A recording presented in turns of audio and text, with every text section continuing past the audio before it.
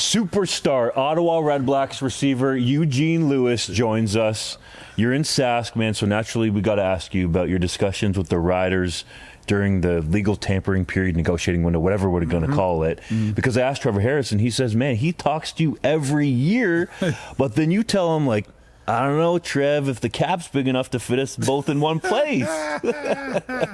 Yeah, man, I would definitely say, first off, I'm happy for my boy Trev, man. Just to see, you know, him and his career, man, and what he's doing, man, it's amazing. He's one of the guys that, you know, I look up to, that I appreciate being able to play with him too, just learning from him, and him helping me have one of the best seasons that I had. So, you know, when I had talked to Sass a little bit during the free agency, during the window and stuff like that.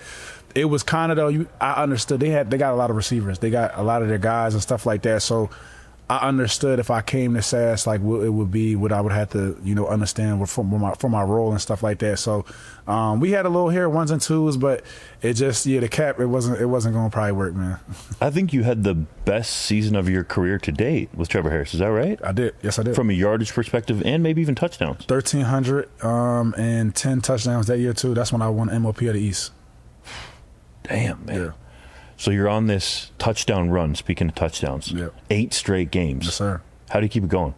Playing football, man. Like, I feel like you got to keep the main thing. Like, we always trying to win the Grey Cup. That's the main thing we're trying to do. But when you're doing the right things and you're doing what you're supposed to do and you're doing your job and you're paying attention to what's going on and you focus, everything kind of, you know, pans itself out. And, you know, that's my main thing. When I get into this game tomorrow, my main focus is win. Obviously, I want to score, but I can't make that the main focus because it'll take away from, you know, the main goal. I want to hear the Geno Lewis alpha dog answer, because Trevor Harris talked about your catch radius being so wide. Yeah. That's why every year, if your contract's coming up, he's trying to get you to where he is. Yeah, man. Yeah, that's just something I always kind of, you know, try to use to my best of my ability. I know that's something that I have an advantage over when it comes to DBs and stuff like that. And I'm just aggressive to the ball. Like, I've always been like that. I got to give a lot of credit also just playing basketball and, like, being aggressive, getting rebounds and wanting to dunk all the time and stuff like that. So it's kind of just like, when the ball's in the air, it's my ball. Like, I always got to feel like that, and that's why I'm 90-10. You know what I mean? That's how I always feel, Mr. 90-10. I love that, 90-10, bro.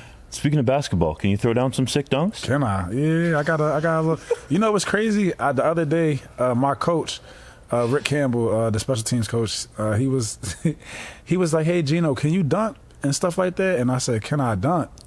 And I said, I'll show you tomorrow, because, you know, we had a couple little things that we want to do on special teams. So we'll see what happens. What kind of dunks are we talking about? Through the legs, 360. I ain't got the through the legs. I got the 360. Ooh, I got the windmill for you. Mind you, I'm getting up there a little bit in the basketball year, so you gotta understand I can't do all the stuff I was doing when I was like 22.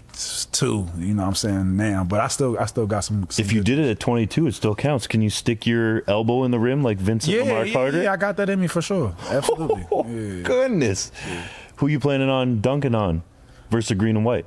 Ooh, whoever wants to take the opportunity to go up for the dunk, like, you know, if they want to go try to block it, we're gonna see what happens, man. But you know, I love Geno's Island. It's usually only fun for me, man.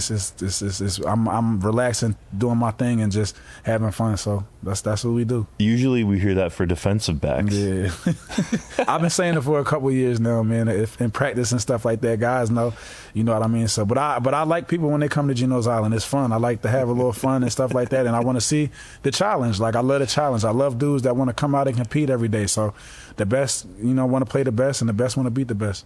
You're a nice host at the beginning, I would imagine, on Geno's Island, but the ending usually ain't so good. Well, the hosting starts off by them getting me a drink on Geno's Island, so it's like a ginger ale, you know what I mean? And then we just go from there, and then I see the attitude and everything like that, you know? Geno Lewis is on fire. Man, this is why this guy's a superstar. Okay, you signed with Ottawa in the offseason. You were talking to a number of teams. Yeah. It's because you make your offseason home in Montreal and some other reasons too.